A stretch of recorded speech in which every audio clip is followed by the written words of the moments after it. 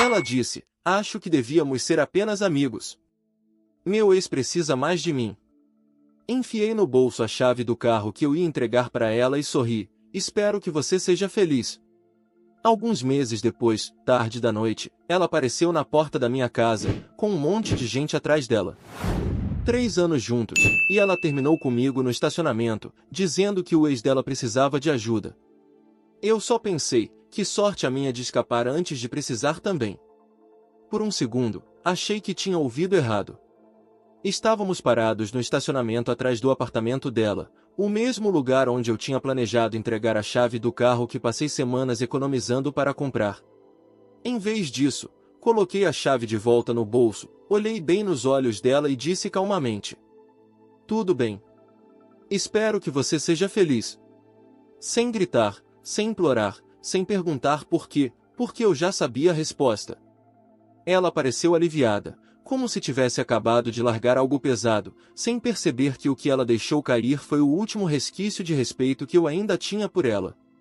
Virei as costas, entrei no carro e fui embora sem olhar para trás. Momentos assim podem parecer estranhamente pacíficos, como finalmente aceitar a realidade. Na época, achei que aquilo era o fim. Não era. Alguns meses depois, no meio da noite, ela apareceu na minha porta, encharcada, com um rímel escorrido e uma pequena multidão atrás dela, filmando tudo. Emma e eu estávamos juntos havia 3 anos. Sou fotógrafo freelancer, do tipo que passa metade da vida perseguindo a luz, não pessoas. Ela era contadora, estável, metódica, precisa. De certa forma, nós nos equilibrávamos. Eu trazia o caos. Ela trazia a estrutura. Pelo menos era o que eu pensava. Durante muito tempo, nosso relacionamento pareceu fácil. Não brigávamos por dinheiro, confiança ou futuro. Ela gostava da minha calma. Eu gostava da estabilidade dela. Mas o conforto tem um jeito curioso de se tornar invisível, até que algo mais brilhante passa por perto. Esse algo veio na forma do ex dela, Ryan. O cara reapareceu do nada. De repente, estava bem-sucedido, usando terno, dirigindo um BMW preto, falando sobre como finalmente tinha colocado a vida nos trilhos. Começou a mandar mensagens para Emma, dizendo que sentia falta dela, que estava melhor agora, que tinha amadurecido. No início, ela me contava tudo. Dizia que ele era apenas um amigo passando por momentos difíceis. Mas dava para perceber que o tom dela estava mudando. Ela começou a falar dele como se fosse um projeto para consertar, não uma pessoa para evitar. Depois vieram as desculpas, trabalhar até tarde, ajudar com um plano de negócios, jantar com um velho amigo. Toda vez eu quis perguntar mais, mas não perguntei. Não por ingenuidade, mas porque queria ver o que ela faria quando deixada sozinha com a própria honestidade. Acontece que a honestidade dela tinha prazo de validade. Uma noite, estávamos sentados na nossa lanchonete favorita. O celular dela acendeu com uma mensagem: jantar hoje. Preciso conversar. Ela virou a tela como se tivesse se queimado. Eu não disse nada. Apenas continuei comendo. Mas, por dentro, algo pesado e definitivo se instalou no meu peito. Eu sabia onde aquilo ia dar. Eu já estava planejando algo para o nosso aniversário, um carro prateado simples, o mesmo que ela sonhava há meses.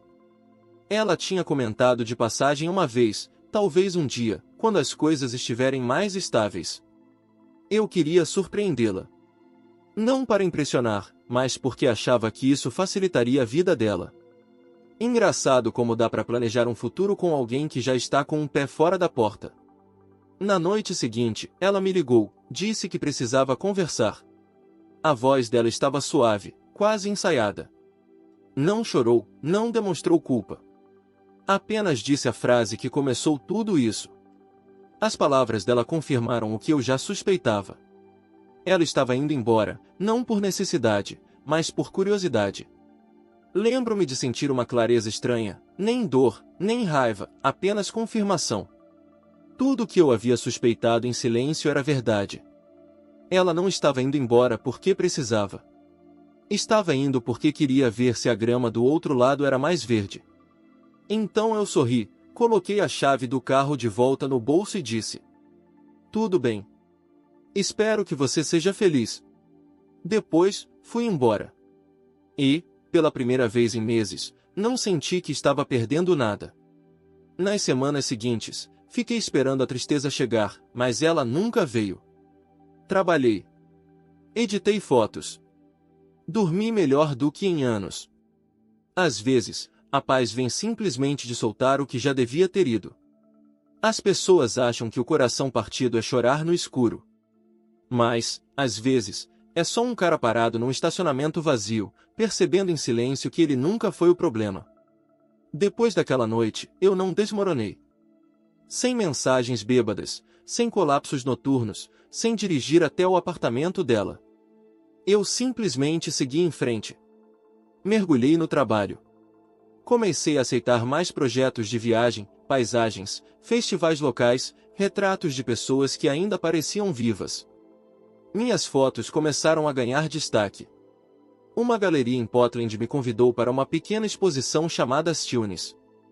Vendeu tudo mais rápido do que eu esperava. É estranho. Eu conseguia capturar a calma nas fotos com mais facilidade do que o próprio coração partido. De vez em quando, amigos em comum mencionavam a Emma, sem eu pedir, claro, sempre com aquele tom de quem acha que está me dando uma notícia que eu secretamente esperava ouvir. Ela parece feliz, diziam. Está namorando aquele cara de negócios, o Ryan. Você sabe, o ex. Eu só sorria e dizia o que realmente acreditava. As coisas mais brilhantes são, muitas vezes, as mais ocas. E deixava por isso mesmo. Por meses, eu não pensei nela, até que, do nada, começaram os sussurros. Ryan não era quem dizia ser. Acontece que os negócios dele não passavam de empréstimos não pagos e golpes pela metade. Devia dinheiro a investidores, tinha cartões de crédito estourados em nome de outras pessoas e o hábito de fugir de cidade em cidade sempre que as coisas ficavam sérias demais. Em poucos meses, Emma tinha drenado todas as economias tentando cobrir as dívidas dele. Lutava para manter o apartamento e o emprego. Mas, eventualmente, a pressão ficou insuportável. Perdeu o apartamento. Pediu demissão. E amigos começaram a notar hematomas que ela não conseguia explicar. Eu não senti satisfação. Apenas inevitabilidade. Pessoas que correm atrás de ilusões sempre acabam tropeçando na realidade. Nessa altura, eu já tinha minha própria realidade para cuidar. Meses depois, enquanto trabalhava em uma reportagem de viagem no Oregon, conheci Leia, a editora responsável pelo projeto. Passávamos longas horas revisando fotos, debatendo legendas e provocando um ao outro entre goles de café. Aos poucos, nasceu uma conexão, silenciosa, mas inegável. Ela era sagaz, brutalmente honesta e alérgica a drama. Quando nos conhecemos, olhou para minha velha câmera e disse: "Você sabe que essa coisa já viu mais vida do que a maioria das pessoas, né?" Eu ri. Foi a primeira vez, em muito tempo, que alguém me fez rir sem tentar consertar algo quebrado em mim. Começamos a trabalhar juntos com frequência. Ela criticava minhas fotos, eu zombava do excesso de adjetivos nos textos de viagem dela. Não houve uma grande confissão, nem um momento cinematográfico, só duas pessoas que não precisavam provar nada, aparecendo dia após dia, sem fingir perfeição. E, em algum ponto entre as viagens e as noites de edição, percebi algo. Eu não sentia falta da Emma. Sentia falta da ideia dela, aquela que eu mesmo criei, quando confundi amor com paciência, e não com clareza.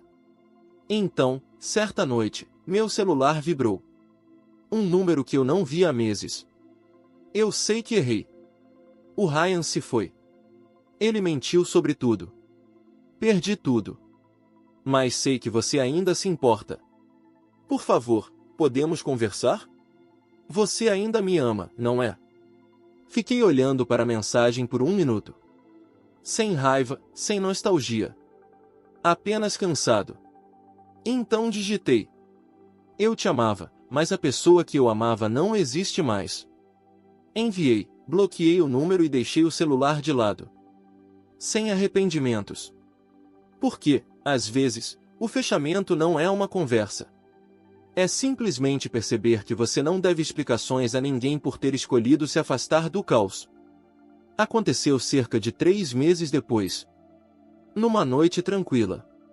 Leia dormia no sofá, um livro aberto sobre o peito. Eu editava algumas fotos quando batidas violentas ecoaram na porta da frente. No começo, pensei que fosse uma entrega errada ou um vizinho bêbado. Mas então veio o grito. Jack, abre essa maldita porta. Covarde! Eu congelei. Aquela voz, rouca, trincada, familiar demais. Emma. Quando abri a porta, a cena não parecia real. Ela estava ali, encharcada, olhos vidrados, maquiagem escorrendo pelas bochechas. Atrás dela, 3 pessoas com celulares em punho, filmando tudo. Ouvi o som das câmeras clicando e alguém sussurrando, continua gravando. Emma me apontou o dedo, a voz tremendo de raiva. Você me deixou. Arruinou a minha vida. Fez isso comigo. Por um momento, apenas olhei para ela, não chocado, mas incrédulo diante do quanto ela tinha caído. A mesma mulher que antes se preocupava com a paleta de cores das paredes do apartamento agora estava na minha porta, gritando acusações como uma estranha. Eu não levantei a voz. Apenas perguntei, calmo. O que você está fazendo, Emma? Ela deu um passo à frente, os olhos desfocados, a fala trêmula. Você acha que é melhor do que eu agora? Postando suas fotinhos felizes enquanto eu sofro? Você me abandonou, Jack. Você me destruiu. Os amigos dela começaram a gritar também, tentando me provocar, filmando de todos os ângulos. Não era preciso ser gênio para entender o que estava acontecendo, uma armadilha. Uma tentativa desesperada de me pintar como o vilão em alguma história que ela queria vender online. Leia apareceu atrás de mim, serena como sempre, e disse com a voz firme. Estou chamando a polícia. Emma riu, uma risada vazia, histérica. Vai em frente. Deixa todo mundo ver quem ele realmente é. Mas eu não me mexi. Fiquei ali, mãos nos bolsos, olhando para ela com a calma que enlouquece quem perdeu o controle. Quando finalmente falei, minha voz saiu plana, quase suave. Você não foi abandonada, Emma. Você se abandonou no momento em que escolheu mentiras em vez de verdade. Por um instante, as palavras a atingiram. Deu para ver nos olhos dela. Mas logo a máscara voltou, e ela começou a gritar de novo, me empurrando no peito enquanto os amigos continuavam gravando. Leia manteve a ligação com a polícia aberta até as viaturas chegarem. Quando os oficiais entraram, eu apenas me afastei e mostrei as imagens das câmeras de segurança, tudo ali, nítido, ela invadindo, gritando, tentando forçar a entrada. Os policiais olharam para ela, depois para mim. Um deles suspirou, cansado, claramente acostumado com esse tipo de caos. Senhora, a senhora precisa ir embora. Agora. Se você voltar aqui, será invasão de propriedade. O lábio de Emma tremeu. Ele está mentindo. Ele acabou comigo. Vocês não entendem. Mas ninguém acreditou. Nem mesmo os amigos dela, que agora pareciam desconfortáveis, abaixando lentamente os celulares. Os policiais os escoltaram para fora. Enquanto era conduzida pela varanda, Emma se virou uma última vez. Os olhos ardiam com algo entre mágoa e fúria. Você vai se arrepender disso, Jack. Vai se arrepender de não ter me salvado. Eu não me movi. Não falei nada, até as luzes da viatura desaparecerem ao longe. Então murmurei, mais para mim mesmo do que para qualquer um. Não, Emma. Quem já vive com arrependimento é você. Fechei a porta, tranquei e fiquei ali, parado no silêncio, ouvindo o som da chuva preencher o espaço onde antes o caos dela vivia. Leia entrelaçou a mão na minha e perguntou baixinho. Você está bem? Assenti. Sim. Pela primeira vez, acho que realmente estou. Depois daquela noite, tudo finalmente se acalmou. Algumas semanas depois, Leia e eu empacotamos o que tínhamos e deixamos a cidade para trás. Nos mudamos para uma pequena cidade na costa do Oregon, escondida entre penhascos cobertos de neblina e colinas verde escuras. Abri um pequeno estúdio de fotografia. Nada sofisticado, paredes brancas, luz natural entrando pelas janelas e o cheiro de sal atravessando o ar. Sem clientes atrás de modas passageiras, sem sorrisos falsos para redes sociais. Apenas paisagens, retratos locais e a quietude que eu tinha esquecido que existia. Leia trabalhava como editora de viagens freelancer, escrevendo sobre trilhas escondidas, artistas locais e tempestades costeiras. Às vezes, ela se sentava perto da janela, o laptop sobre os joelhos, o cabelo bagunçado pelo vento, enquanto eu revelava filmes na sala dos fundos. Não falávamos muito sobre o passado, não precisávamos. A paz não exige explicações. Os meses passaram. O estúdio ia bem o suficiente para pagar as contas, e, de algum modo, isso já parecia sucesso. Apaguei a maioria das minhas redes sociais. Não por raiva, mas por desinteresse. Depois que você vive dentro do caos de outra pessoa, o silêncio se torna o som mais bonito do mundo. Numa manhã de início de primavera, eu limpava a gaveta da minha mesa quando minha mão encostou em algo frio, uma única chave de carro, ainda no chaveiro original. A mesma que eu tinha planejado entregar a Emma naquela noite, quando ainda acreditava que ela era o meu futuro. Girei a chave entre os dedos, o metal refletindo a luz como um lembrete e um fantasma ao mesmo tempo. Leia entrou, segurando 2 canecas de café. Você está com uma cara de quem achou um tesouro enterrado, brincou. Sorri. De certa forma, sim. Comprei isso uma vez para alguém que não entendia o que era amor. Agora, acho que posso finalmente começar uma nova história com alguém que entende. Ela me olhou por um longo momento, depois pousou as canecas sobre a mesa, os olhos suaves. Eu vou garantir que você nunca se arrependa de dar isso novamente. E, de algum modo, eu sabia que ela falava sério. Naquela noite, pegamos o carro e seguimos pela Highway 101. Por um tempo, não dissemos nada.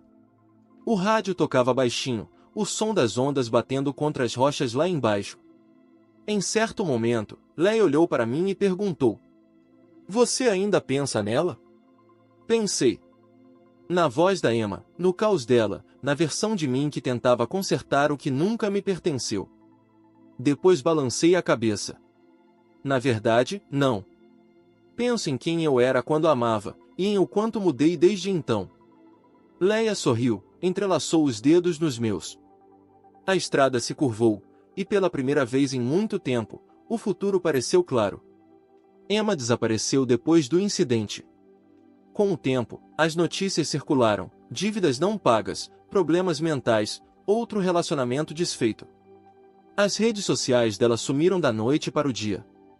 Algumas pessoas tiveram pena. Eu não a odiei, mas também não a compadeci. Apenas deixei ser. Deixar ir não é fraqueza. Disse a Leia uma noite, enquanto trancávamos o estúdio. Às vezes é o único jeito de manter a dignidade. Cicatrizar não é se vingar, nem esquecer. É apenas encontrar paz. Comentário Reddit. No fim, ela quis um salvador e acabou precisando de um advogado. Ele só precisou de paz e um bom filtro de lente.